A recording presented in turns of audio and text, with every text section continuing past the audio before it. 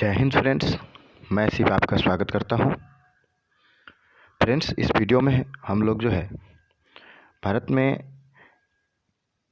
केंद्र सरकार में बात करें तो बीजेपी की सरकार है और उस बीजेपी की सरकार में जो है जितने भी कैबिनेट मिनिस्टर्स हैं इंडिया के, उसके बारे में हम पढ़ेंगे। इस वीडियो में हम ये जानने का प्रयास करेंगे कि कौन से मंत्रालय जो है किस मंत्री के पास है, उस मंत्री का नाम क्या है, यानी कि कौन से मंत्रालय जो है किस मंत्री के पास है। इस वीडियो में हम जानने का प्रयास करेंगे। तो चलिए आज ये वीडियो शुरू करते हैं हम लोग कैबिनेट मिनिस्टर्स ऑफ इंडिया के टॉपिक नाम से। और एग्ज़ाम्स जितने भी हो रहे हैं उसके लिहाज से जो है यह काफ़ी महत्वपूर्ण है, क्योंकि एग्ज़ाम्स में एक दो क्वेश्चन इससे आ ही जाते हैं। तो जितने भी ये पता होना चाहिए कि भारत में जो सरकार चल रही है उसमें कैबिनेट मिनिस्टर्स जितने भी हैं, तो उस कैबिनेट मिनिस्टर्स में किस मंत्रालय का प्रभार जो है किनके पास है, किस मंत्री के पास है, ये जानकारी होनी चाहिए। तो चलिए इस लिहाज से जो है शुरू करते हैं ये वीडियो कि ये जो है काफ़ी जो है आरआरबी एनटीपीसी के एग्ज़ाम के लिए जो है काफ़ी मददगार होंगी। अगर आप एग्ज़ाम देने जाए तो उससे पहले ही एक बार ये रिवाइज करके ज़रूर जाए। और चलिए वीडियो शुरू करते हैं। तो मित्रों, पहले मिनिस्ट्री की बात करें तो पहला मिनिस्ट्री जो है ये श्री अमित शाह जी के पास है, और इनके पास जो मिनिस्ट्री है ये गृह मंत्रालय है, यानी कि मिनिस्ट्री ऑफ होम अफेयर्स इसको कह सकते हैं। मिनिस्ट्री ऑफ होम अफेयर्स जो है किसके पास है, ये श्री अमित शाह जी के पास है। चलिए अगला जो मंत्रालय है ये मंत्रालय है रक्षा मंत्रालय, यानी कि डिफेंस मिनिस्ट्री, यानी कि ministry of defence. Ministry of defence, तो ये मिनिस्ट्री ऑफ डिफेंस जो है ये श्री राजनाथ सिंह जी के पास है। मिनिस्ट्री ऑफ डिफेंस किसके पास है, श्री राजनाथ सिंह जी के पास है। अगले मंत्रालय की बात करें तो अगला मंत्रालय है सड़क परिवहन और राजमार्ग मंत्रालय, यानी कि ministry of road transport and highways. Ministry of road transport and highways, ministry of road transport and highways. ये जो मंत्रालय है ये नितिन जयराम गडकरी के पास है। ये किन के पास है ये मंत्रालय, श्री नितिन जयराम गडकरी के पास है।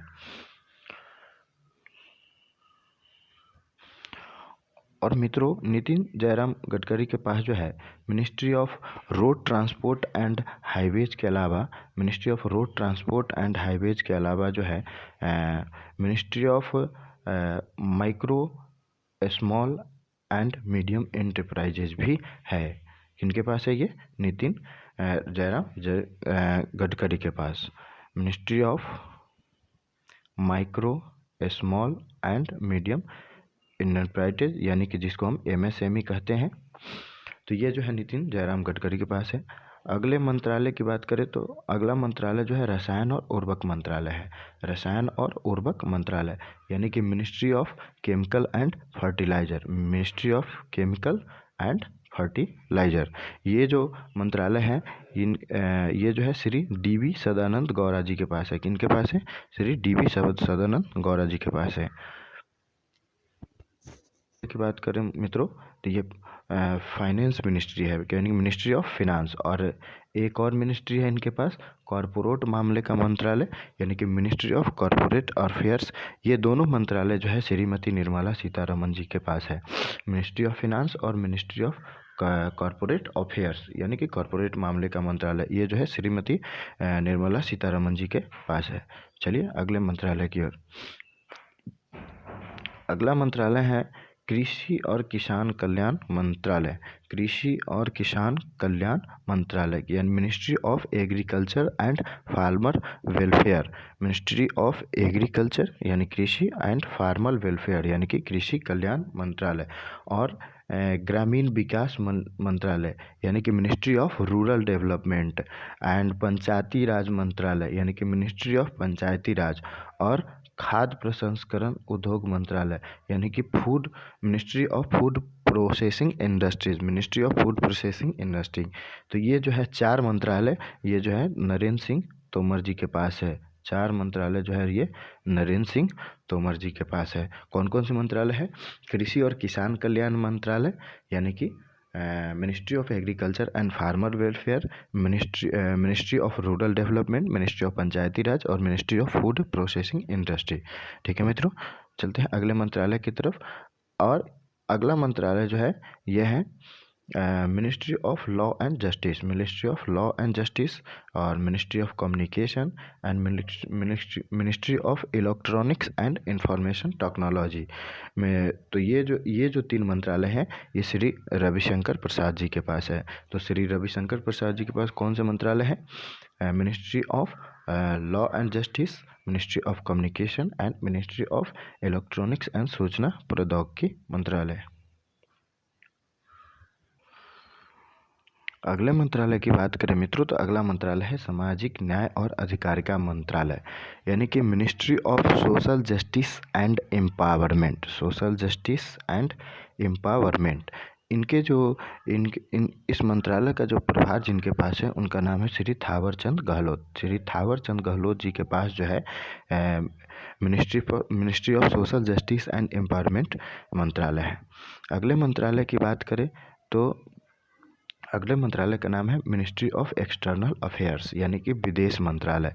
तो मिनिस्ट्री ऑफ एक्सटर्नल अफेयर्स का प्रभार जिनके पास है उनका नाम है सुब्रमण्यम एस जयशंकर, यानी कि डॉक्टर एस जयशंकर, यानी कि डॉक्टर सुब्रमण्यम जयशंकर। तो विदेश मंत्रालय का प्रभार किनके पास है?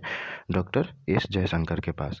अगले मंत्रालय का नाम है मित्रों शिक्षा मंत्रालय, और इसका नाम जो है पहले मानव संसाधन विकास मंत्रालय हुआ करता था, यानी कि ministry of human resource development मंत्रालय हुआ करता था। लेकिन अब जो है इसका नाम चेंज कर दिया गया है। अब इसका नाम जो है 2020 में इसका नाम शिक्षा मंत्रालय कर दिया गया है।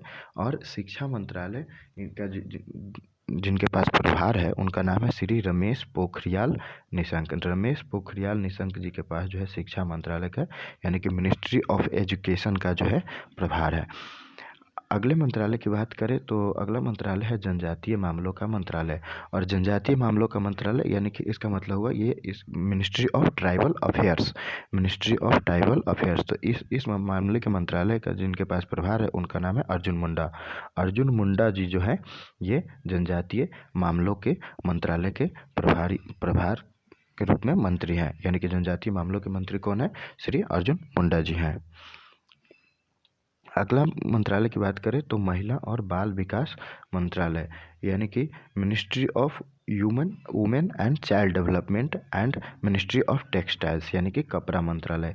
तो ये जो 2 मंत्रालय हैं ये श्रीमती जुबिन ईरानी यानी कि स्मृति ईरानी के पास है। तो ये जो है ये दोनों मंत्रालय किनके पास है? स्मृति ईरानी के पास है। Ministry of women and child development and ministry of textiles की बात करें तो अगला मंत्रालय का नाम है ministry of health and family welfare, ministry of health and family welfare. और उसके बाद साइंस एंड टेक्नोलॉजी, यानी कि ministry of science and technology and ministry of earth science.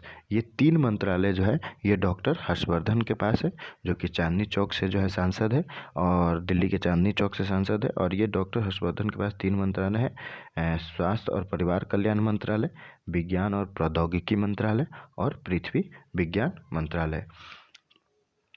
चलिए तो आगे जो मंत्रालय है अगला मंत्रालय का नाम है पर्यावरण वन और जलवायु परिवर्तन मंत्रालय, यानी कि ministry of environment forest and climate change, ministry of environment forest and climate change. और अगला मंत्रालय है सूचना और प्रसारण मंत्रालय, यानी ministry of information and broadcasting. और अगला मंत्रालय है भारी उद्योग और सार्वजनिक उद्यम मंत्रालय। तो मित्रों प्रकाश जावड़ेकर जी के पास जो है 3 मंत्रालय हैं, ministry of environment forest and climate change, और यानी पर्यावरण वन और जलवायु परिवर्तन मंत्रालय। दूसरा मंत्रालय है इंफॉर्मेशन एंड ब्रॉडकास्टिंग मिनिस्ट्री, यानी कि ministry of information and broadcasting सूचना और प्रसारण मंत्रालय। और तीसरा जो मंत्रालय है इसका नाम है ministry of heavy industries and public enterprises, ministry of heavy industries and public enterprises. तो ये 3 मंत्रालय जो है मित्रों ये प्रकाश जावड़ेकर जी के पास है, सूचना और प्रसारण मंत्रालय और भारी उद्योग और सार्वजनिक उद्यम मंत्रालय। तो ये 3 मंत्रालय किनके पास है? प्रकाश जावड़ेकर जी के पास है। चलिए अगले अगले मंत्रालय की ओर। तो अगला जो मंत्रालय है वो अगला मंत्रालय है रेल मंत्रालय और वाणिज्य और उद्योग मंत्रालय, यानी कि ministry of commerce and industry. और उसके बाद है उपभोक्ता मंत्रालय, यानी कि मिनिस्ट्री ऑफ कंज्यूमर अफेयर्स। और उसके बाद खाद्य और सार्वजनिक वितरण मंत्रालय, यानी कि फूड एंड पब्लिक डिस्ट्रीब्यूशन, यानी कि ministry of food and public distribution. तो ये 3 मंत्रालय जो है पीयूष गोयल जी के पास है। तो पीयूष गोयल जी के पास कौन कौन मंत्रालय है? रेल मिनिस्ट्री, उसके बाद कॉमर्स एंड वाणिज्य मंत्रालय, वाणिज्य और उद्योग मंत्रालय, यानी कि ministry of commerce and industry. और अगला मंत्रालय है मिनिस्ट्री ऑफ कंज्यूमर अफेयर्स या फूड एंड पब्लिक डिस्ट्रीब्यूशन। ठीक है मित्रों, चलिए मित्रों अगले मंत्रालय की ओर चलते हैं। अगले मंत्री है श्री धर्मेंद्र प्रधान जी, और इनके पास जो मंत्रालय है वो पेट्रोलियम और प्राकृतिक गैस मंत्रालय, यानी कि ministry of petroleum and natural gas and ministry of petroleum और प्राकृतिक गैस मंत्रालय, यानी कि ministry of petroleum and natural gas and ministry of steel, यानी कि इस्पात मंत्रालय। ये 2 मंत्रालय जो है धर्मेंद्र प्रधान जी के पास है। तो इसे ध्यान रखना है, धर्मेंद्र प्रधान जी के पास 2 मंत्रालय हैं, पेट्रोलियम और प्राकृतिक गैस मंत्रालय और इस्पात मंत्रालय। अगले मंत्रालय की बात करें तो ये श्री मुख्तार अब्बास नकवी जी के पास है, और इनके पास जो है मिनिस्ट्री ऑफ जो है माइनॉरिटी अफेयर्स, यानी कि अल्पसंख्यक मामलों के मंत्रालय के जो मंत्री हैं वो श्री मुख्तार अब्बास नकवी जी हैं। तो मिनिस्ट्री ऑफ माइनॉरिटी अफेयर्स के जो मिनिस्टर हैं उनका नाम है श्री मुख्तार अब्बास नकवी। अगले मंत्रालय जो है ये श्री प्रहलाद जोशी जी के पास है, और इनके पास जो है संसदीय कार्य मंत्रालय, कोयला मंत्रालय और खान मंत्रालय।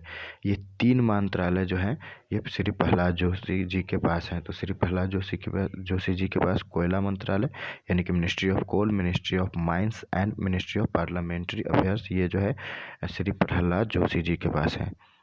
मंत्रालय की बात करें तो श्री डॉक्टर महेंद्र नाथ पांडे जी के पास जो है मित्रों कौशल विकास और उद्यमिता मंत्रालय है। और श्री गिरिराज सिंह के पास बात करें तो ये नवादा से जो है सांसद है, और इनके पास जो है पशुपालन मंत्रालय, डेयरी और मत्स्य पालन विभाग जो है किनके पास है? गिरिराज सिंह के पास। ध्यान रखना है, ये पूछा जा सकता है। गिरिराज सिंह के पास जो है पशुपालन मंत्रालय, डेयरी और मत्स्य पालन विभाग जो है गिरिराज सिंह के पास है। और जल शक्ति मंत्रालय की बात करें तो ये जो है श्री गजेंद्र सिंह शेखावत के पास है। तो ये जो है कुछ महत्वपूर्ण जो है मंत्रालय और उसके मंत्री थे, जो कि आरआरबी एनटीपीसी एग्ज़ाम के हिसाब से जो है काफ़ी महत्वपूर्ण है। तो हम आशा करते हैं कि आप एग्ज़ाम देने जाएँ तो उससे पहले ये देख के जाए, ताकि आप एग्ज़ाम में जो है 1 से 2 नंबर जो है कवर कर सकें। धन्यवाद।